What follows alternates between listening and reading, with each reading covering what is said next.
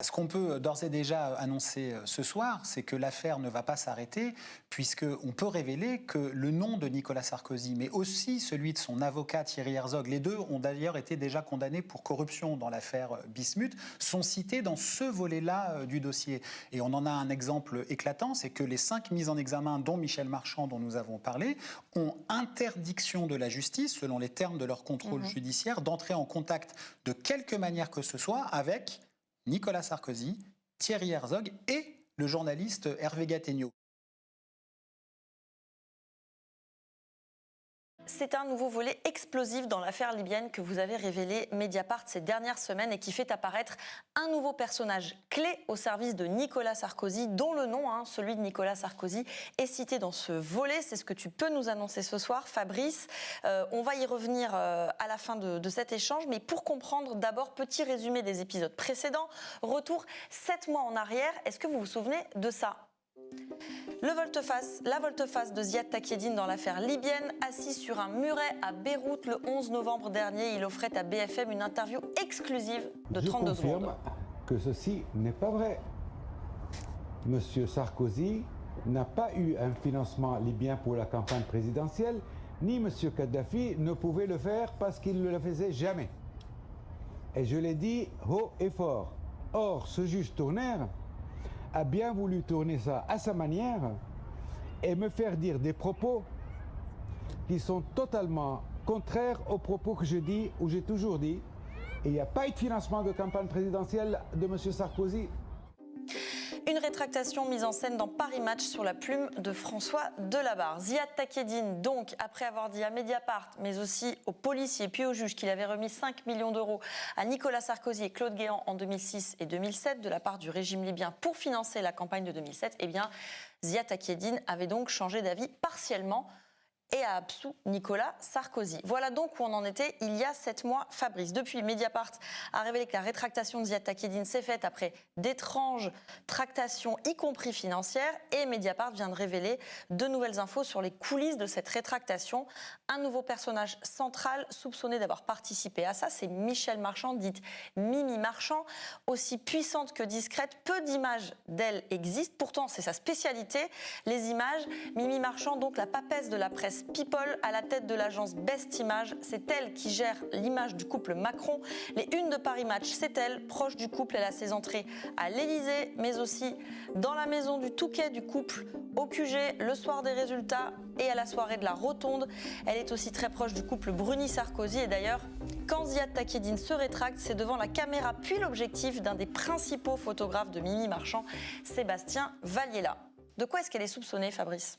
Alors aujourd'hui, Mimi Marchand est soupçonnée en complicité avec un aréopage extrêmement hétéroclite de protagonistes. Ici, un escroc multicondamné, là, un affairiste versé dans l'immobilier, encore ici, un publiciste qui a travaillé pour Nicolas Sarkozy en 2012, d'avoir en quelque sorte stipendié le témoignage de Ziad Takieddine sur fond de tractation financière, c'est-à-dire que le revirement spectaculaire de Ziad Takieddine dans l'affaire des financements libyens, dans le dossier principal, n'est pas le fait, d'après la justice et le soupçon judiciaire, d'un mouvement de sincérité, ça peut arriver, et pourquoi pas, mais d'un mouvement d'intérêt dont l'organisatrice en chef, si on peut me permettre l'expression, est Mimi Marchand, qui est une personne extrêmement influente, comme tu l'as dit. Elle est quand même la confidente de plusieurs couples présidentiels et non des moindres, les Sarkozy et les Macron, et qui aujourd'hui se retrouve mise en examen avec 4 autres personnes pour subornation de témoins et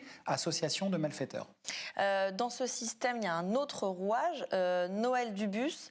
C'est quelqu'un dont on a déjà beaucoup parlé dans Mediapart, mais qui est plutôt inconnu du grand public. Est-ce que tu peux nous dire qui il est et quel serait son rôle là-dedans ? Alors Noël Dubus, dans l'architecture de subornation de témoins présumée mise au jour par la justice, c'est l'homme qui a été envoyé au contact de Ziad Takieddine. Il s'est rendu à plusieurs reprises à Beyrouth. C'est par lui et par son intermédiaire, y compris compris que des fonds ont été versés. Il l'a même lui-même reconnu aux avocats de Ziad Takieddine au moment où il fait cette étrange et spectaculaire rétractation.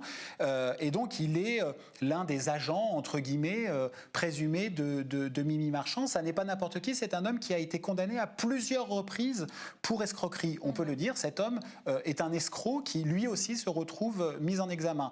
Et avec Mimi Marchand, on est face à quelqu'un qui, quand on l'a interrogé pour nos premières révélations, Mimi Marchand disait « Moi, je n'ai absolument rien à voir dans cette affaire. Je ne me suis pas mêlé du tout de la rétractation de Ziad Takieddine.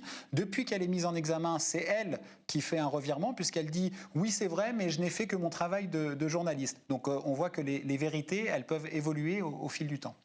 Pourquoi est-ce que la mise en examen de Mimi Marchand, elle est explosive, gênante pour Nicolas Sarkozy ? En fait, Mimi Marchand, la question qui se pose aujourd'hui dans l'enquête judiciaire, c'est pour le compte de qui elle a fait ça. À qui profite le crime, entre guillemets. Est-ce qu'elle s'est levée un beau matin en se disant tiens, on va organiser la rétractation vraie, fausse de Ziad Takieddine dans l'affaire des financements libyens. Ce qui est établi aujourd'hui au dossier, mais il suffit de regarder la télé et lire la presse, c'est que ça a été fait au profit, ne serait-ce que médiatique et judiciaire, de Nicolas Sarkozy. Et il y a un élément d'ailleurs assez intéressant, c'est que le journal qui a mis en scène cette rétractation, cette vraie fausse rétractation de Ziad Takieddine, c'est Paris Match, propriété du groupe Lagardère, dont Nicolas Sarkozy est membre du conseil de surveillance. Parce qu'une fois qu'on a rétabli les faits, il faut revenir à ce 11 novembre 2020, où tout de suite, dès que Ziad Takieddine s'est rétracté, la stratégie de communication s'est mise en branle. 1 heure donc après la rétractation de Ziad Takieddine, Nicolas Sarkozy avait communiqué. La vérité éclate enfin. 2 jours plus tard, il enchaîne sur BFM la mine grave.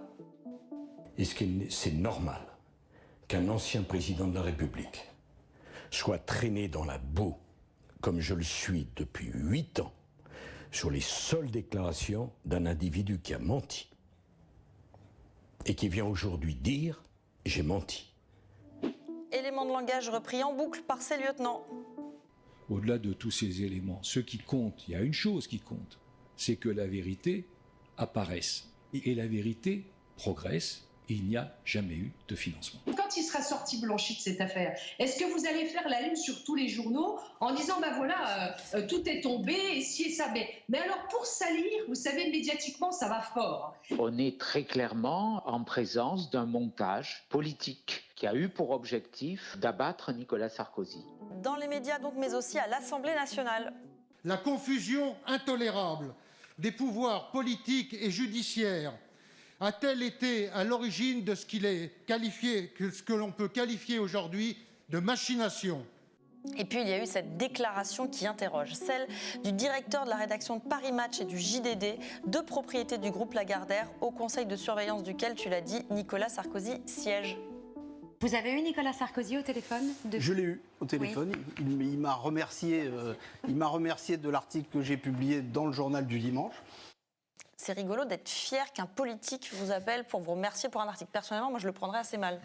Oui, je ne sais pas si c'est... Mais que dire de ce drôle d'enchaînement ?